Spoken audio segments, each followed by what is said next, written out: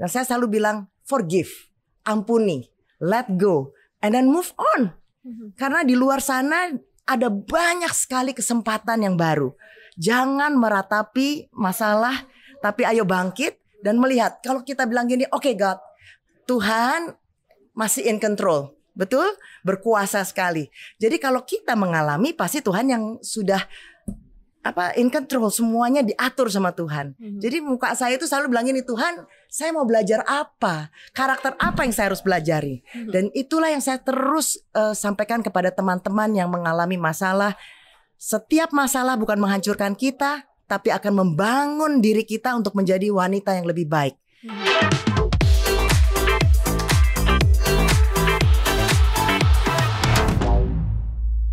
Hai ladies, apa kabar? Selamat datang di podcast Top Woman Talk, sebuah podcast persembahan CNBC Indonesia untuk perempuan-perempuan hebat di seluruh Indonesia. Selalu banyak kisah inspiratif dari perempuan-perempuan spesial yang saya undang ke sini. Sekaligus juga kita bisa dapat insight, afirmasi positif untuk perempuan di luar sana agar selalu punya semangat dalam kehidupan, ya kan, apapun dan dimanapun kalian berada. Hari ini kita akan ngobrolin soal arts, kemudian kita akan ngobrolin soal hospitality. Seperti apa sih sosok yang satu ini berjalan di garis kehidupannya sampai saat ini, bagaimana ceritanya. Saat ini saya sudah bersama dengan CEO Hadiprana Hospitality, Ibu Puri Hadiprana. Halo Ibu, apa kabar? Baik, terima kasih Maria sudah diundang tempat ini. Iya, aku yang terima kasih banget karena Ibu sangat auranya tuh sangat hangat sekali. Jadi aku senang, positif banget. Ibu sehat, Bu? Sehat, puji Tuhan. Sehat. Saya ya? sangat bersyukur kalau setiap hari sehat seperti ini, bersyukur setiap hari. Pasti harus bersyukur setiap hari dan setiap saat ya. Perempuan tuh pegangannya itu ya, bersyukur setiap hari, setiap saat. Makanya kunci awet muda nih ladies ya. Kita ngobrol-ngobrol soal Ibu Puri sebelum ke bisnisnya kan. Ibu Puri sendiri kan besar tumbuh di keluarga besar Hadiprana, lekat sekali dengan arts gitu ya, seni, ada banyak galeri gitu ya, punya galeri juga yang dibina. Seperti apa sih masa kecilnya nih Ibu Puri, kita pengen tahu deh, apakah dari kecil tuh emang udah art banget gitu, karena udah bener-bener sesuatu yang dilihat dari kecil akhirnya bisa dicintai sampai besar gitu gak sih Bu Puri? Ya, ada satu hal ya yang menurut saya indah sekali. Kita tuh kan nggak pernah bisa memilih untuk lahir di keluarga seperti apa, ya. Jadi saya tuh percaya sekali waktu saya lahir di sebuah keluarga Hadiprana. Awalnya memang waktu kecil belum ngerti. Saya hanya melihat bahwa rumah itu indah. Rumah itu semuanya didekor dengan rapi. Misalnya kalau tempat tidur ada bed covernya, ada bantalnya, makan itu selalu harus ada placematnya, terus piring harus sama, wah semuanya tertata dengan rapi. Dan ternyata itu memang menurut saya, kalau saya lihat sekarang ini, kok saya bisa seperti ini? Karena memang dari kecil sudah lahir di dalam sebuah keluarga yang sangat mengidolakan art, sangat cinta kepada art. Dan itu bermula dari ayah saya tentunya. Saya seperti ini karena ada seorang ayah yang sangat-sangat cinta Indonesia. Terbukti dari apa sih? Kalau orang cinta kan pasti ada buktinya ya. Jadi cerita ini dari orang lain ya kepada saya tentang ayah saya. Jadi ayah saya itu memang sekolah di Belanda. Nah, waktu dia lulus di tahun 1958, dia bingung mau kerja di Belanda atau kerja di Indonesia. Karena profesornya sudah kasih pekerjaan kepada dia. Tapi dia bilang, enggak, saya harus balik ke Indonesia. Dan tahun 1958 itu dia naik kapal oranye menuju ke Indonesia. Di tengah jalan itu kapal oranye berhenti, berlabuh, belum nyampe ke Indonesia. Di mana tuh berarti di tengah-tengahnya? Gak tahu. Tapi yang jelas di sana ditanyain, siapa yang mau meneruskan ke Indonesia? Silahkan, tapi yang mau balik ke Belanda akan mendapatkan warga negara Belanda. Karena di Indonesia sedang perang Irian. Oh ya, tahun 58 ya, itu. Jadi kembali, banyak yang kembali lagi ke Belanda. Sedangkan ayah saya memutuskan, memilih untuk tetap kembali ke Indonesia karena dia benar-benar bilang, saya mau berjuang untuk Indonesia. Kapal oranye yang tadinya penuh tiba-tiba sepi. Nyampelah dia di Indonesia dan dia melihat betapa Indonesia itu sangat porak-poranda. Kalau dilihat seakan-akan tidak ada pengharapan. Tapi justru di situ terbukti bahwa ayah saya itu memang cinta akan Indonesia. Dia melihat keliling dan tiba-tiba jatuh cinta sama lukisan di sana. Saya ingat sekali bapak saya bilang, itu loh lukisan yang pertama papa itu lukisannya GM Siddhartha. Kalau zaman dulu dia nggak punya uang. Jadi dia mesti kerja 3 tahun untuk mendapatkan satu lukisan itu. Ya, artinya apa? Dia tetap waktu udah 3 tahun dia kembali ke pelukis itu GM Siddhartha dan membeli lukisan.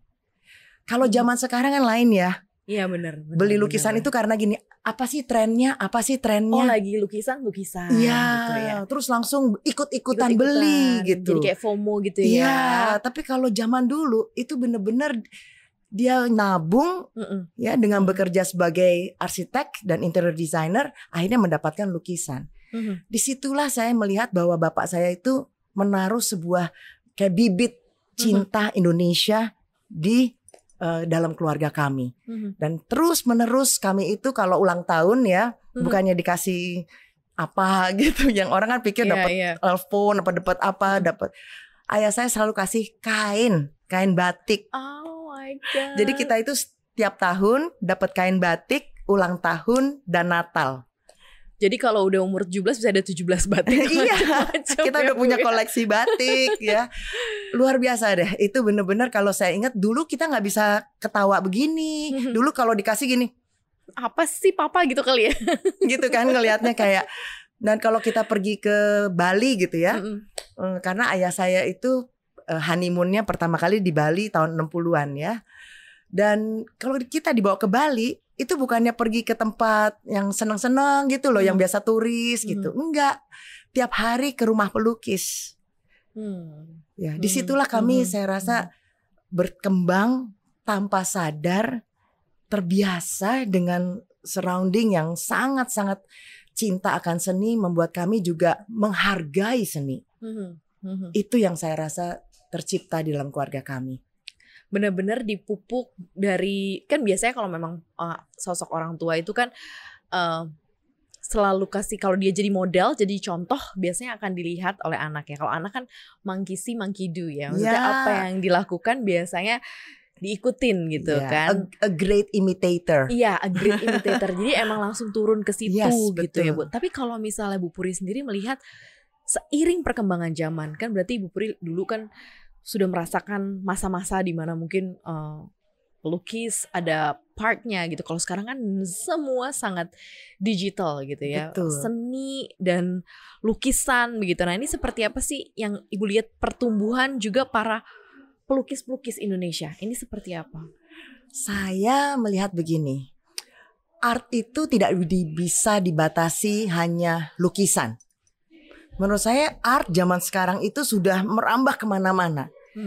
Kita Galeri Hadi Prana memang disebut galeri pertama di Indonesia oleh Pak Bung Karno ya, sebagai presiden pertama zaman itu. Nah kalau zaman itu memang belum ada galeri, betul? Jadi semua mencari galeri ya satu-satu di situ.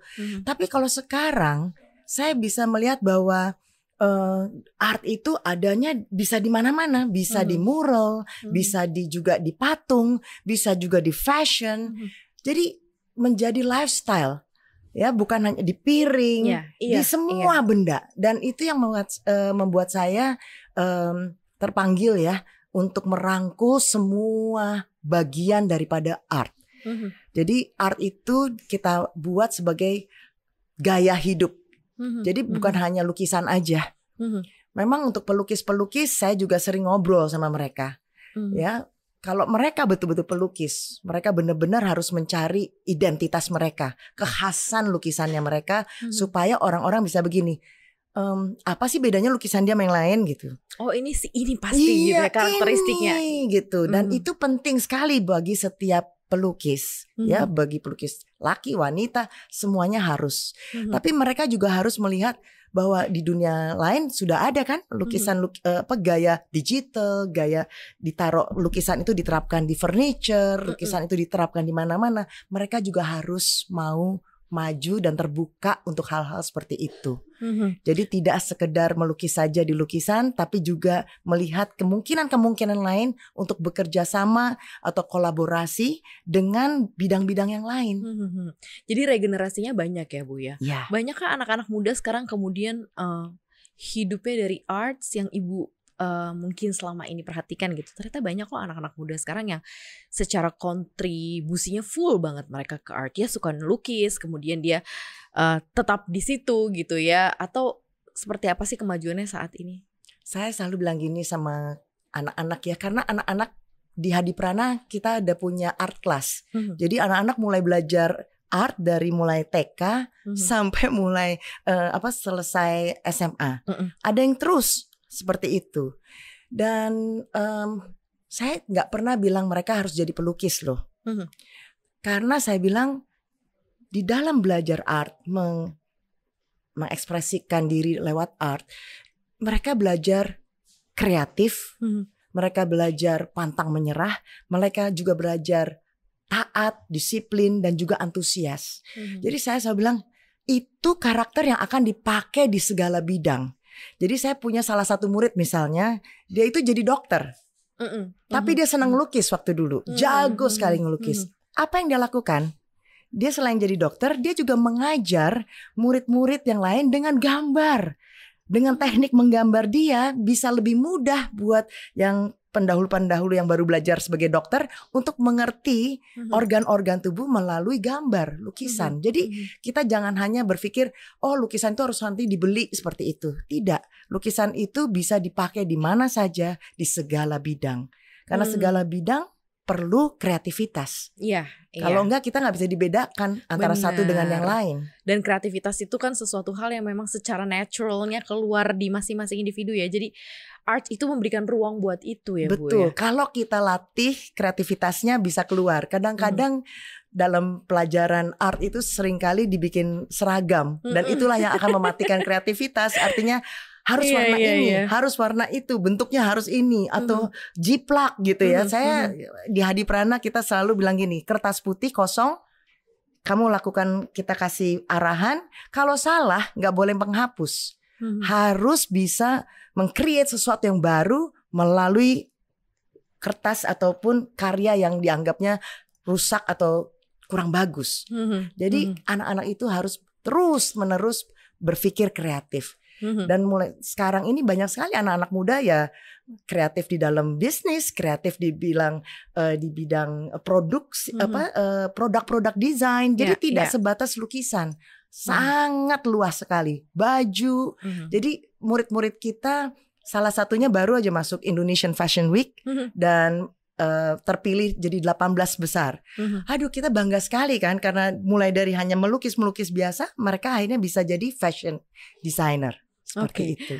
Dalam proses berbisnis Bu kan pasti banyak up and down-nya kan ya. Apa sih sebenarnya proses terendah, titik terendah dalam menjalani bisnis khususnya hospitality, Bu?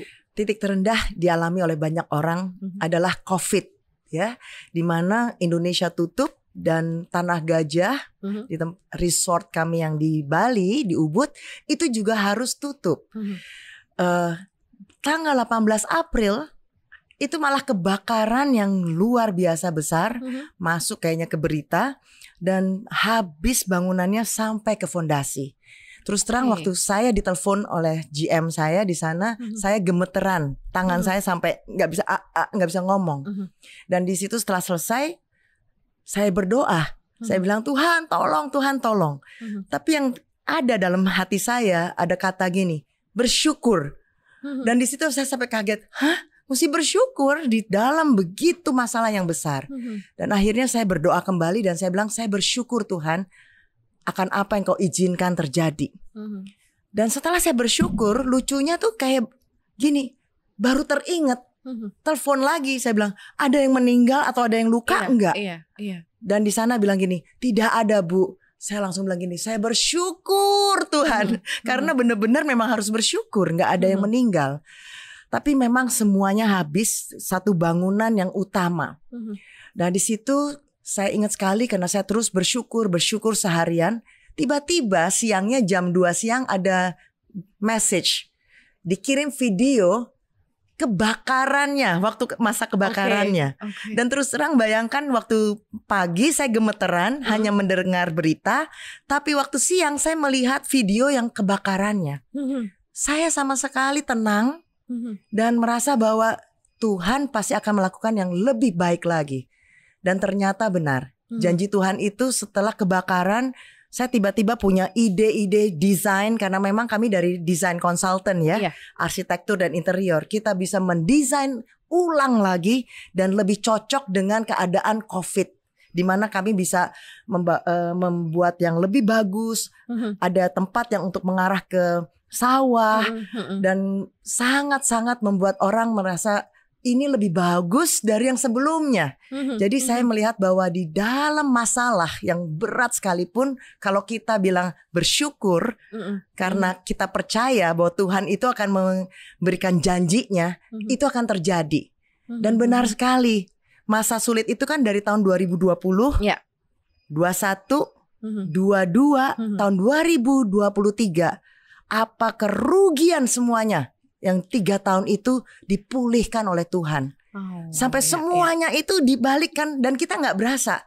Karena sepanjang COVID kita itu tidak tutup. Kita terus buka walaupun hanya ada satu customer, satu lagi customer. Karena saya bilang kita itu harus mikirkan orang yang bekerja. Bagaimana memberikan mereka makanan. Jadi bukannya memikirkan bisnisnya, tapi lebih bagaimana memelihara semua yang bekerja di Tanah Gajah itu untuk bisa hidup. Jadi puji Tuhan kita tidak harus mengeluarkan orang-orang yang bekerja bersama-sama dengan kami. Wow. Justru kita malahan timbul satu residence lagi, Bumi 2 dari residence bisa kami juga sembahkan untuk tamu-tamu bisa menginap di sana. Dan di sana banyak sekali tamu-tamu yang menginap sampai 1 bulan, 3 bulan. Jadi akhirnya kita melihat bahwa di balik masalah-masalah yang sulit pasti ada sebuah janji Tuhan yang akan kita nikmati. Asal percaya. Itu saja. Setuju. Oke, sekarang kalau kita lihat Hadiprana ini kan bisnisnya lumayan lebih luas lagi ya, apalagi masuk ke hospitality ya. Ini bisa diceritakan seperti apa? Ada yang di Ubud, ada rumah prapanca juga nih ya. Ini apa sih yang pengen ditawarkan dari Hadiprana Hospitality ini, Bu Puri? Ya, Hadiprana Hospitality itu mulainya bukan dari bisnis ya, terus terang. Jadi seperti yang saya sampaikan bahwa kami itu tinggal di rumah prapanca dari kecil. Dan saya terbiasa sekali didatangi oleh keluarga besar. Karena ayah saya itu ayah paling kecil. Dan saya juga anak terkecil, cucu terkecil. Jadi semua datang ke rumah kami karena nenek saya tinggal di sana. Nah, kami selalu menjamu, selalu berusaha untuk menyenangkan keluarga. Menurut saya itulah hospitality Hadiprana.